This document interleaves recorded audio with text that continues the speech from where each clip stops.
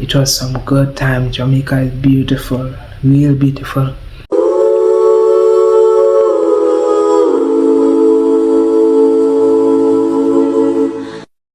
I really enjoyed Jamaica, just that I did not enjoy the part of not being able to work and provide, but God sustained us. A part of me feel regretful, and a part of me feel like, a part of me feel like I wasted 2 years, and a part of me feel like, what have you wasted? You get to bond with your son, you get to grow a family. Now you have a family of 4. JP, woo, better wake up. Better shake up, shake up. I wanna wake up. Guys, welcome back to the Faith family. And if you're new to this channel, I want to say hi and welcome. So if you have been following us, you would have known about our marriage, how we got married, how the wedding went down, leaving our country, going to Jamaica. I want to talk about my time being in Jamaica, my experiences in Jamaica. It was not one of the best experiences because I had to switch role with my wife. It was really on me. One, not wanting to leave my baby with anyone. 2, not looking down on the country, but the amount that they pay to do what I was doing in my country it's like, it don't make sense that I go out, work, and then have to pay someone the same amount of money to take care of my child. So it worked out in such a way that I had to be home and my wife went out and work, and it worked for us. It worked out very well. I mean, there were some hard days for my wife and even for me, knowing that, I'm the man of the house, and just being inside, it was kind of stifling, especially even wanting to play football professionally. It wasn't, I tried out with one club based on my own desire. God was telling me, no, not here, but I still went out, and God was like, you see, and I didn't make it in that club, but what I made it in was growing as a father. I never knew that I would have grown so much as a father. I never knew that I would have learned so much, but I learned a lot. Being a father. Look how big he is now. Him out, dirty boy. Look how big he is now. At the time when I was in Jamaica, he was like this. And son, it was not an easy road. He always does this also, always on my neck. From he was born, he has been on my neck.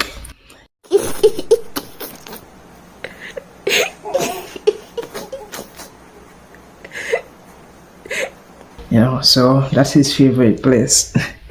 But yes, guys, I wait to go back downstairs. So yes, guys, I've learned how to be patient as a father. I learned how important a father is in my child's. No. I can't do this with you. Come down. Let's go. Go down. I can't do any video with you. You're talking while I'm talking, and that is disrespectful. Go downstairs. Go downstairs, please. Hey. I said to go downstairs. So this is what I had to learn, guys, to be very patient with this kid, because he's just a child.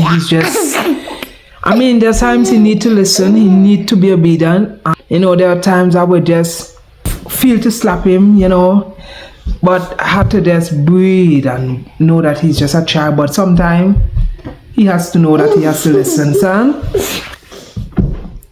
You need to listen and you need to go downstairs. Yeah, guys, and I had to learn how to deal with him and make sure he listens without being abusive.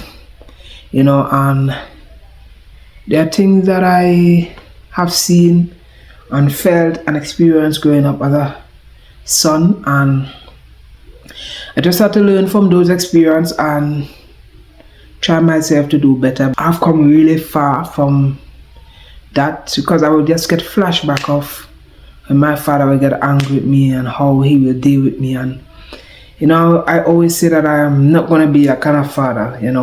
My father is a good father, but when he get angry, there's a thing about him and his generation that they don't know better, and our generation are wising up. We are all wising up, not everyone, but we are all coming to the understanding that not everything is, the Bible said, spare the rod and spoil the child, but you can't punish someone without beating them. Give them a little slap now and then, but you don't have to. But sometimes it's necessary, sometimes it's really necessary. But to slap and beat till they see marks on someone's skin is abusive to me. And I just had to learn how to control my temper, because even when I was working at the hotel that I met my wife, when I was working there, there was somebody there, a couple that was staying for some months, and they had a son he was very close to me. I teach him like a football, and we had fun. But when it's time for me to work, I couldn't play with him. I couldn't continue play with him, and he didn't understand that. And he was like my son right now, 3 years old or 2. And when I'm spreading up the bed, fixing up the rooms for the guests to come, he will want to just be in the room and play, and until one of those days I lose it and I grab him, and the way how I grab him, he leave a mark on his side, and his parents got so mad at me. I could have ended up in jail, but by the mercies of God, I'm still here. I didn't get arrested, but that was just a flash of what I experienced. And from what I saw with that child, I said, no, you know what? I don't want that to happen with my son. I don't want to flip out and go crazy on my son, And there are times I feel real anger and I'm like, just have to breathe, just breathe. It's good to just breathe sometime and not use a fast brain. When you use a fast brain, you do crazy things as a father because of what you have experienced, certain traumas. Some fathers don't know better, but I know better. You understand? I know better, so I'm gonna do better. And yeah, I've learned from there and grown from there. Spend a lot of time with my son. We bond, really bond. But the roles switch with my wife and I. It was a bit tough on her, she really worked hard, and I did my part as the father at home. So we got that balance and helped out each other. I really enjoyed Jamaica, just that I did not enjoy the part of not being able to work and provide. But God sustained us for 2 years,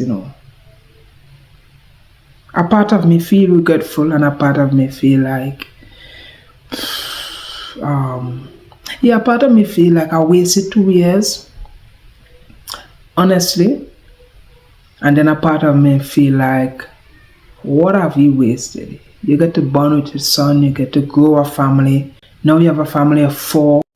Enjoy the moments of being a stay-at-home dad. And guys, don't mind how I'm talking. I'm a bit cold, but I'm trying to get used to it. So I'm not putting on any sweater because I'm trying to get used to this coldness before the snow comes, and I can't take it. So I'm trying to get used to the snow, to the cold. But yeah, guys, I have no regrets of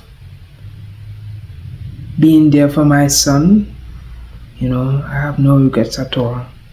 There's a quote that says, an absent father may miss out on the chance of being a hero in their child's life, leaving them to look for a hero elsewhere. So I stuck with that quote, and even though there were times where I felt like, I want to leave this woman because, we had our ups and downs. I just thought about the kids and knew that, hey, if I leave her, they're gonna be without a father. And even if she goes with someone else, I don't want anyone fathering my child.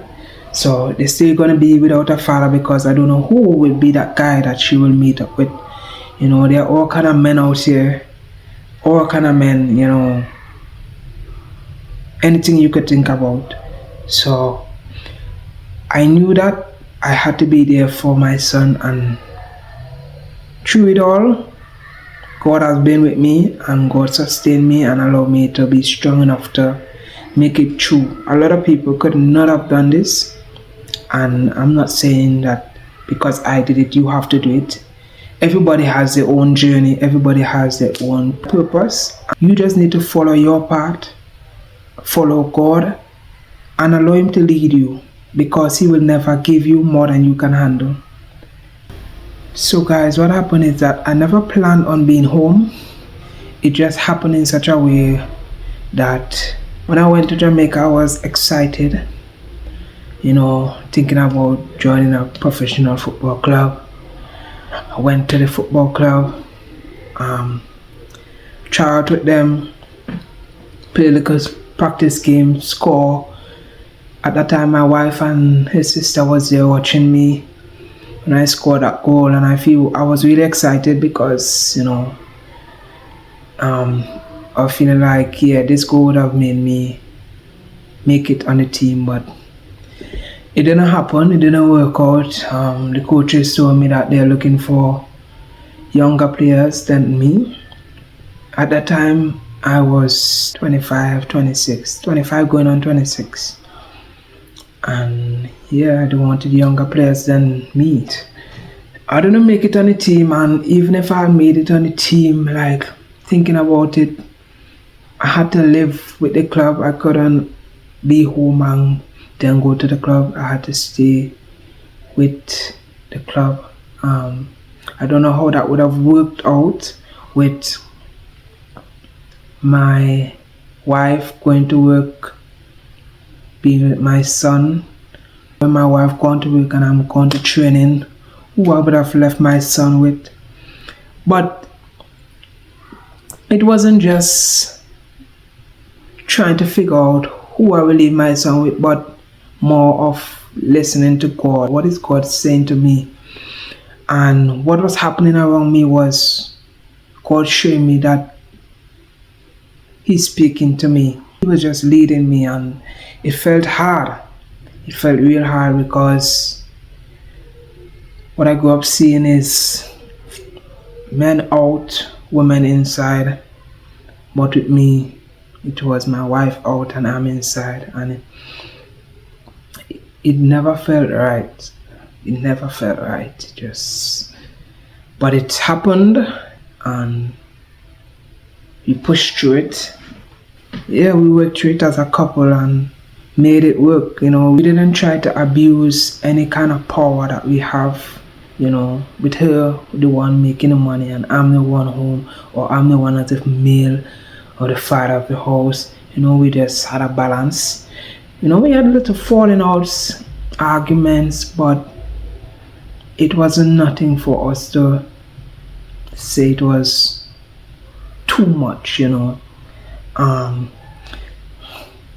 But it was a bittersweet journey. It was really sweet that I could be there for my son. But my time in Jamaica has been really good. Going to beaches, enjoying those beaches.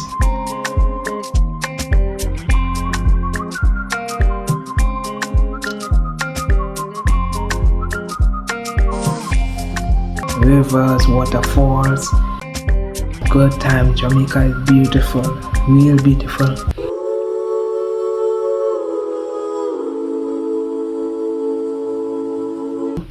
Jamaica is expensive to live. If you didn't know, like really expensive. The price of things to eat is expensive. So one last quote $1,000. I have to give them back the egg and the bread. But I have to give them back the bread first. And I ended up leaving with the egg and went back to the shop. Because when I wait, I have egg and no bread. I eat the egg plates. And the egg and the last will come to $900. So I have to carry back the egg and come back with the last one. How much TT is it? 50 TT. 50 TT, wow. 50 TT. What you could I get with 50 TT at the shop? Bread, egg, lasco, buns. Buns. You could and get change. Yeah. That was a kind of burden on us, but not too much, because God was always there for us. God was always providing. There was a time where we didn't have nothing, like absolutely nothing, no money, because everything just went out, trying to fix up the certain things on the house and stuff. And we didn't have any money until someone from my wife's church reached out to us and saying that she wanted to give us some groceries, that God put us on her heart. And at that time we didn't have anything in our cupboards, like absolutely nothing. But God put us on her heart and she blessed us, and these are the small miracles that I'm so grateful for, because we often overlook these miracles. We often overlook the small little miracles. Suppose this woman didn't show up, that week, we would have been, I don't know. Probably God might have used someone else, but I'm grateful that God used this person to bless us, and there are a lot of miracles that God has done in our life, because not all the time we have had money, not all the time we had groceries, but God always, He has never, ever failed us. And many times that we feel like, He's gonna fail us, and especially in our last days of leaving Jamaica, where I end up, my wife ended up leaving before me, and I was like, God, where's my visa? Where's my visa to leave? And it was just me and my son. I'm not working. My wife is gone on her scholarship, and it was taking a while. Eventually the visa came through, ticket booked and everything to travel, to go meet my wife. Sometimes God really stretched us. It was really a test of faith, because these are the small miracles again that God does in our lives, and we overlook them. But we should be grateful for these small miracles, because these small little miracles goes into big testimonies like this one. And so I hope that this testimony was encouraging to you, and I hope that you'll be blessed and that you will be encouraged to continue to walk by faith and not by sight. So until next time, stay blessed and keep the faith.